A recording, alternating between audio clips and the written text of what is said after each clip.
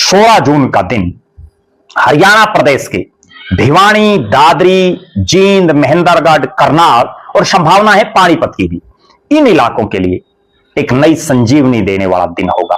क्योंकि अगर ये इलाके एनसीआर से बाहर हो गए तो हरियाणा के जो बाकी जिले हैं, जैसे हम सिरसा, फतेहाबाद, हिसार, हांसी, कैथल की बात कर लें, कुरुक्षेत्र की बात कर लें, अंबाला की कर लें, यमुनानगर की कर लें, पंचकुला की कर लें, ये जो इलाका है इनमें जिस तरह की से वाहन जो साधन हैं, व्हीकल हैं, वो चलते हैं, वही क्राइटेरिया फिर इन बाकी जिलों में भी लागू हो जाएगा।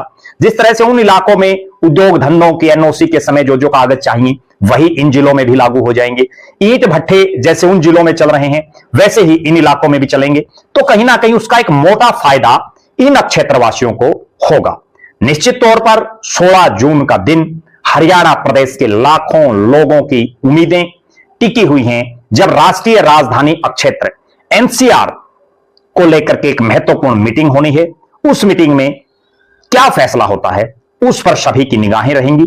हरियाणा प्रदेश में चूंकि डीजल के वाहनों की जो अधिकतम उम्र है वो 15 वर्ष से घट करके 10 वर्ष एनसीआर के इलाके में लागू है, जिससे ट्रकों, कैंटरों, टंपो या अन्य कोई भी वाहन है उनके मालिकों को बड़ा भारी आर्थिक नुकसान भी उठाना पड़ रहा है। निश्चित तौर पर 16 जून के फैसले पर हरियाणा प्रदेश के बहुत बड़े हिस्से की उम्मीदें हैं। प्रदेश सरकार को बड़ी मजबूती के साथ अपना पक्ष रखने की जरूरत है, क्योंकि जिस उम्मीद के साथ इन लोगों को एनसीआर के इलाके में शामिल किया गया था वो उनकी उम्मीदें कतई जो है कारगर साबित नहीं हुई, वो उम्मीदें फलीभूत नहीं हो पाई। अब एक नई आस और एक नई उम्मीद जगी है हरियाणा प्रदेश के विशेषकर इन 6 जिलों के लोगों को।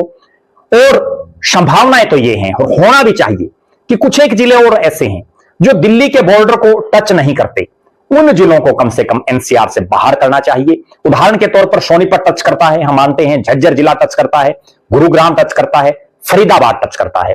तो होना तो ये चाहिए कायदे से अगर देखें तो हरियाणा प्रदेश के ये जो 4 जिले हैं इनको एनसीआर में शामिल कर दिया जाए जो पहले से हैं, और जो बाकी हरियाणा है यानी जो 19 जिले बाकी हैं उनको कहीं ना कहीं राहत दी जाए। उसमें से 8 जिले तो ऐसे हैं जो फिलहाल 9 हो गए हांसी समेत जो एनसीआर में नहीं है, और जो बाकी बच गए उनको भी जो है एनसीआर से बाहर करना चाहिए। जिन जिन जिलों की मैं जिक्र कर रहा हूं उन जिलों के लोगों को अगले कुछ घंटे इस आवाज को पुरजोर तरीके से उठाना चाहिए।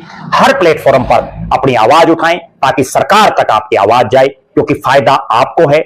जो दर्शक हरियाणा प्रदेश के किसी भी इलाके से संबंध रखते हो वो इस वीडियो को ज्यादा से ज्यादा शेयर करें।